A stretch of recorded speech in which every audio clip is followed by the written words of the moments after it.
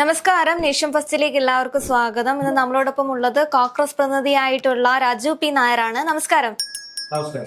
ആറന്മുള, പത്തനാപുരം രണ്ട് സ്റ്റാർ മണ്ഡലങ്ങളാണ്. ആറന്മുളയിലെ സ്ഥാനാർത്ഥികളെ നമുക്കറിയാം. ഒന്ന് നമ്മുടെ ആരോഗ്യമന്ത്രിയായിട്ടുള്ള വീണ ജോർജിന്റെ സ്ഥലമാണ് ആറന്മുള. അതേപോലെ തന്നെ അബിൻ വർക്കിയാണ് കോൺഗ്രസ് സ്ഥാനാർത്ഥിയായിട്ട് വരുന്നത്. പത്തനാപുരം ശ്രീ ഗണേഷ് കുമാറിന്റെ മണ്ഡലമാണ്. ഗണേഷ് കുമാറിനെതിരെ മത്സരിക്കുന്നത് ജ്യോതികുമാർ ചാമക്കാലയാണ് UDF സ്ഥാനാർത്ഥിയായിട്ട്. ആറന്മുളയിലെ ഒരു അവസ്ഥ എന്താണ്? കഴിഞ്ഞ ആരോഗ്യ മേഖലയുമായി ബന്ധപ്പെട്ട് ഒരുപാട് വിഷയങ്ങൾ നമ്മൾ ചർച്ച ചെയ്തിരുന്നു. പക്ഷെ അതൊന്നും ആറന്മുളയിൽ ബാധിക്കില്ല, എനിക്ക് തന്നെയാണ് വിജയം ഉറപ്പ്. അതേപോലെ രണ്ട് ജില്ലയ്ക്ക് അപ്പുറത്തുമുള്ള അല്ലെങ്കിൽ അപ്പുറത്തു നിന്നുള്ള ഒരാള് വന്നിവിടെ മത്സരിച്ചു കഴിഞ്ഞാൽ എന്താവാനാണ്? ഇത് നമ്മുടെ മന്ത്രി വീണ ജോർജ് പറഞ്ഞൊരു പ്രസ്താവന കൂടിയാണ്. അങ്ങനെ ഒരു സാഹചര്യം ആറന്മുളയിൽ ഉണ്ടോ? വിജയം വീണ ജോർജിന് തന്നെയാണോ? അല്ല, ആ സ്ഥാനാർത്ഥിയെ സംബന്ധിച്ചിട്ടുള്ള വീണ ജോർജിന്റെ പ്രതികരണം തന്നെ വിശ്വാസപൂർവ്വമാണ് എന്നുള്ള കാര്യം മനസ്സിലാക്കും. തെരഞ്ഞെടുപ്പുകളിൽ പല സ്ഥലത്തു നിന്ന് മറ്റു സ്ഥലങ്ങളിൽ നിന്ന് പാർട്ടി ഉപയോഗിക്കുന്ന ആൾക്കാർ രണ്ടോ മൂന്നോ നാലോ ജില്ലകളിൽ കേരളത്തിൽ മറ്റൊരു ജില്ലകളിൽ മത്സരിക്കുന്ന സാഹചര്യമായിട്ട് എത്തുന്നുണ്ട്. ഒരു സ്ഥാനാർത്ഥിയുടെ അത്തരത്തിലുള്ള വീക്ക്നെസ്സിലേക്ക് കടന്നു പറയേണ്ടി വരുന്നത് കോൺഫിഡൻസ് കുറവാണെന്നുള്ള കാര്യമാണ്, ഉയർത്തുകയാണല്ലോ. ഒരുപക്ഷെ കേരളത്തിലെ ഭരണവിരുദ്ധ വികാരത്തിന്റെ ഏറ്റവും വലിയ കാഷ്വാലിറ്റി ആകുന്നത് വീണ ജോർജ്. കാരണം അതിനകത്ത് ഒരു ജനങ്ങൾ പ്രതിനിധിയുമായിട്ട് കാരണം അവര് ഏറ്റവും വ്യവസായം അല്ലെങ്കിൽ വിദ്യാഭ്യാസം അല്ലെങ്കിൽ മറ്റു പല കാര്യങ്ങളെ കുറിച്ച് നമ്മൾ നോക്കുമ്പോൾ ഇപ്പം ആൾക്കാർക്ക് ഡയറക്റ്റ് ആയിട്ട് കിട്ടുന്ന ഒരു ഇതല്ല ഇമ്പാക്ട്, ഡയറക്റ്റ് ഇമ്പാക്ട്. വ്യവസായം താഴത്തേക്ക് പോകുന്നു അല്ലെങ്കിൽ ഒരു ബസ് താഴത്തേക്ക് പോകുന്നതൊക്കെ ഡയറക്റ്റായിട്ട് ഉണ്ടെങ്കിൽ പോലും അത്രമാത്രം വിസിബിൾ അല്ലാത്ത ഒന്നാണ്. പക്ഷെ ആരോഗ്യ വകുപ്പിനെ സംബന്ധിച്ചിടത്തോളം പാവപ്പെട്ട മനുഷ്യർ നേരിട്ട് അനുഭവിക്കുന്ന ദുരിതം അവർ പലപ്പോഴും നമ്മുടെ പ്രാഥമികാരോഗ്യ കേന്ദ്രങ്ങളിലും സാമൂഹികാരോഗ്യ കേന്ദ്രങ്ങളിലും ഒക്കെ ചെല്ലുമ്പോൾ അവർക്ക് ഉണ്ടാകുന്ന ദുരവസ്ഥ. അത് മാത്രമല്ല, കഴിഞ്ഞ ഗവൺമെന്റ് കാലത്തുണ്ടായിരുന്ന പല ചികിത്സാ പദ്ധതികളും ഇല്ലാതെയാക്കിയ സർക്കാർ. ജീവിതശൈലി രോഗങ്ങൾക്ക് മരുന്ന് ഇടയ്ക്ക് ഇല്ലാതെയായി പോയ കാലത്തുണ്ടായിരുന്നു. അതുപോലെ തന്നെ ജീവൻ രക്ഷാ മരുന്നുകൾ സർക്കാർ ആശുപത്രികളിൽ കൊടുക്കുന്നു. അങ്ങനെ ജീവൻ രക്ഷാ മരുന്നുകൾ നിർത്തുന്ന സാധ്യതയുണ്ട്. പല ആശുപത്രികളിലും മരുന്നുകളില്ലാത്ത സാധ്യതയുണ്ടായി. അത് കൂടാണ്ട് ബന്ധനാദാസം മുതലേക്കുള്ള ആശുപത്രിക്കകത്തുണ്ടാകുന്ന അതിക്രമങ്ങൾ ഡോക്ടർമാരുടെ നമുക്ക് അറിയാം. ചികിത്സാ പിഴവുകൾ, മെഡിക്കൽ കോളേജുകൾ ഉൾപ്പെടെ കെട്ടിടം തകർന്ന് സ്ത്രീ മരിക്കുന്ന സാധ്യത. അപ്പോൾ ജനങ്ങൾക്ക് നേരിട്ട് ഈ ഭരണത്തിന്റെ ഒരു ദൂഷ്യവശം മനസ്സിലാക്കാൻ കഴിയുന്ന പ്രവർത്തനം അതിനെ മന്ത്രിയായിരുന്നു ഉണ്ടായിരുന്നു. ഇവിടെ അതിനകത്ത് ആ തെറ്റുകൾക്ക് ഉത്തരവാദിത്വം ഏറ്റെടുക്കുക എന്നുള്ളത് സ്വാഭാവികമായിട്ടുണ്ടാകുന്ന ഒരു മന്ത്രിയെ സംബന്ധിച്ചുണ്ടാകുന്ന രാഷ്ട്രീയമായിട്ടുള്ള നൈതികതയാണ്. അതുപോലും ഇല്ലാതെ ആ ഉത്തരവാദിത്വം തന്നിൽ നിന്ന് മാറ്റാൻ ശ്രമിച്ചത് മാത്രമല്ല, അതിനുവേണ്ടി പറഞ്ഞിട്ടുള്ള കാര്യങ്ങൾ മുഴുവൻ യാതൊരു വിധത്തിലുള്ള ഒരു ലോജിക്കും ഇല്ലാത്ത കാര്യങ്ങളാണ്. സിസ്റ്റത്തിന്റെ കുഴപ്പം. ഇത് സാധാരണ കാര്യം ചോദിക്കുമല്ലോ, സിസ്റ്റം എന്ന് പറയുന്നത് എന്താണ്? ഒരു ഉദ്യോഗസ്ഥ ഉൾപ്പെടെ നമ്മുടെ ഒരു ഒഫീഷ്യൽ ഹയറാർക്കിയാണ്, ഗവൺമെന്റ് ഹയറാർക്കി. ആ ഹയറാർക്കിയുടെ ഏറ്റവും തലപ്പത്തിരിക്കുന്നതാണ് ആരോഗ്യമന്ത്രി. ആരോഗ്യമന്ത്രിയാണ് ഈ സിസ്റ്റത്തിന്റെ ചെയ്യാനും സിസ്റ്റം വ്യക്തമാക്കാനും സിസ്റ്റം മോശമായ വിശ്വാസവും കേൾക്കേണ്ട ആളെന്നുള്ള ഒരു പ്രാഥമികമായ ഒരു ബോധ്യം പോലും ഇല്ലാതെ സിസ്റ്റത്തിന്റെ ഫെയിലിയർ ആണ് എന്ന് പറഞ്ഞത് മന്ത്രിയാണ്. അത് മാത്രമല്ല, അതിനുശേഷം ഉണ്ടായ വളരെ സമീപകാലത്തുണ്ടായ സംഭവങ്ങളെ കുറിച്ച് അറിയാമോ?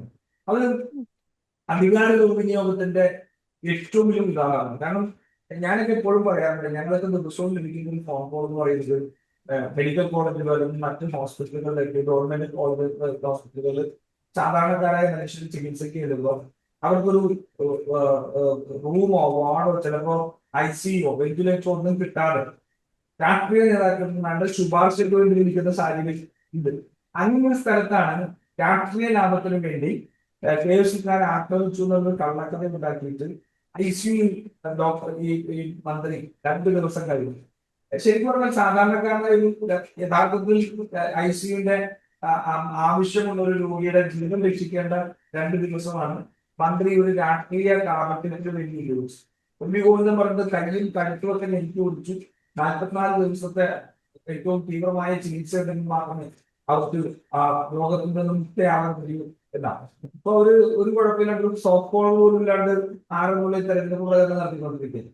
അപ്പൊ ഈ കള്ളം പറച്ചിലും ഒരു ഉത്തരവാദിത്വം, രാഷ്ട്രീയമായിട്ടുള്ള ഉത്തരവാദിത്വം ഉണ്ടായിരുന്നെങ്കിൽ ജനങ്ങൾ ഏറ്റവും കൂടുതൽ നേരിട്ട് അനുഭവിച്ചിട്ടുള്ള ജനങ്ങൾ ആറന്മുളയിലുണ്ട്. അവിടെ തീർച്ചയായിട്ടും അഭിവൃദ്ധി എന്ന് പറയുമ്പോൾ ഒരു പുതിയ ഫേസ് ആണ്.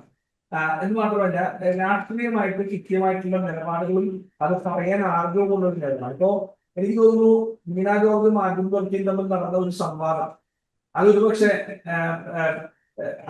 അഭിവൃദ്ധിയുടെ ലൈഫിൽ ഇ.ഡി. സതീശനും തോമസ് ഐസക്കും നടന്ന ഒരു സംവാദം പോലെയുള്ള ഒരു ടേണിംഗ് പോയിന്റ് ആണ്. ഇ.ഡി. സതീശനെ ഒരു ടേണിംഗ് പോയിന്റ് ഉണ്ടാക്കിയതായിരുന്നു. തോമസ് ഐസക്കായിട്ട് വളരെ കാറ്റഗറിക്കലായിട്ട് വളരെ ഒത്തന്റിക് ആയിട്ട് വിവരങ്ങൾ വെച്ചുകൊണ്ട് നടത്തിയ ഒരു സംവാദമാണ് ഇ.ഡി. സതീശനെ ആ ഒരു ലെവലിലേക്ക് എലിവേറ്റ് ചെയ്തു. ഒരു വ്യത്യസ്തനായ രാഷ്ട്രീയ നേതാവാണ് എന്നുള്ള നിലയിലേക്ക് എലിവേറ്റ് ചെയ്തു. ആ ഒരു മൊമെന്റ് ആണ് സത്യത്തിൽ വീണ ജോർജും അഭിവൃദ്ധിയും സംവാദങ്ങളിൽ അഭിവൃദ്ധിയും കിട്ടിയത്. തീർച്ചയായിട്ടും ഒരു സ്ഥാനാർത്ഥി എന്ന നിലയിൽ വലിയ രീതിയിൽ അഭിവൃദ്ധിക്ക് അവിടെ മുന്നേറാൻ കഴിഞ്ഞിട്ടുണ്ട്. നല്ല രീതിയിലുള്ള പ്രകടനം നടത്തുന്നുണ്ട്.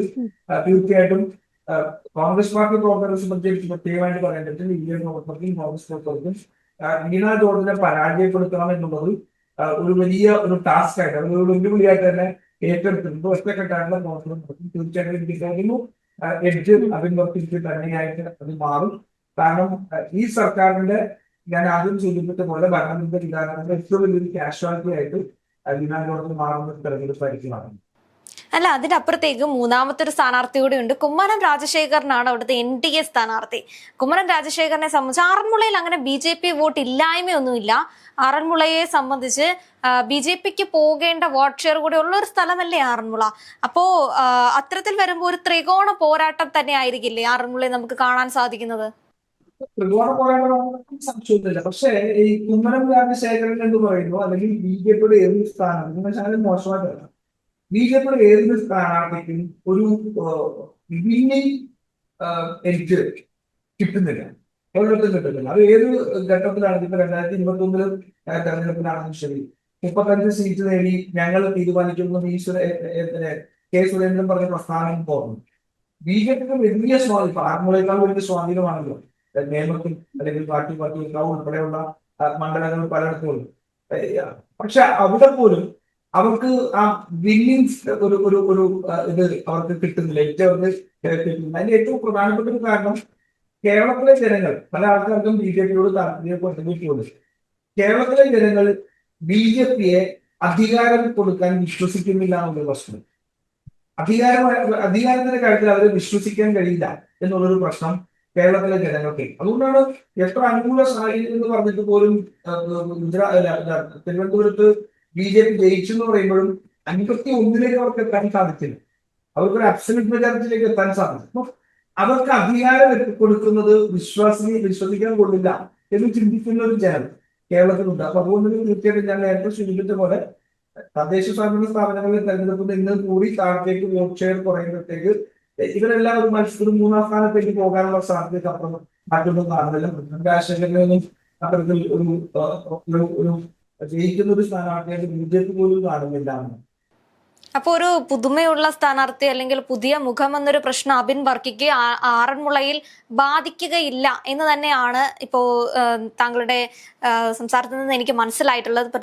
അല്ല, അബിൻ വർക്കി അങ്ങനെ അപരിചിതനായിട്ടൊരു ആളല്ല. നമ്മൾ ഏതെങ്കിലും ഒരു യൂത്ത് കോൺഗ്രസിന്റെ നേതാവിനെ എവിടെയെങ്കിലും കൊണ്ടുവരുന്ന ഒരു സ്ഥലത്ത് ഇരുന്ന പോലെ അപരിചിതനായിട്ടുള്ള ആളാണ്. അബിൻ വർക്കി യൂത്ത് കോൺഗ്രസിന്റെ സംസ്ഥാന വൈസ് പ്രസിഡന്റ് എന്ന നിലയ്ക്ക് വലിയ രീതിയിലുള്ള പ്രവർത്തന സമരങ്ങളും എല്ലാം ഏറ്റെടുത്ത് നടത്തിയിട്ടുള്ളതാണ്. ചാനൽ ചർച്ചകളിലൂടെ എല്ലാവരും പരിചിതമായിട്ടുള്ള നോക്കണം. ഇത് സ്ഥലം മാറി അങ്ങനത്തെ അപരിചിതത്വം അബിൻ വർക്കിയെ സംബന്ധിച്ചോളം കേരളത്തിൽ ഒരു നിയോജകമണ്ഡലത്തിലുമില്ല, ഒരു നിയോജകമണ്ഡലത്തിലും ആറന്മുളയിൽ ഒട്ടുമില്ല. ആറന്മുളയിൽ ഒട്ടുമില്ല. അപ്പൊ മന്ത്രി വീണ ജോർജിന്റെ ആരോഗ്യ മേഖലയുമായി ബന്ധപ്പെട്ട വിഷയങ്ങളൊക്കെ ചർച്ച ചെയ്തുകൊണ്ടുള്ള ഒരു തെരഞ്ഞെടുപ്പ് പ്രചരണമാകുമെന്ന് തന്നെയാണ് നമുക്ക് വിശ്വസിക്കാൻ പറ്റുന്നത്. അപ്പൊ അത്തരത്തിൽ ഒരു ഭൂരിപക്ഷം അബിൻ വർക്കിക്ക് അവിടെ നേടാൻ സാധിക്കുമല്ലേ?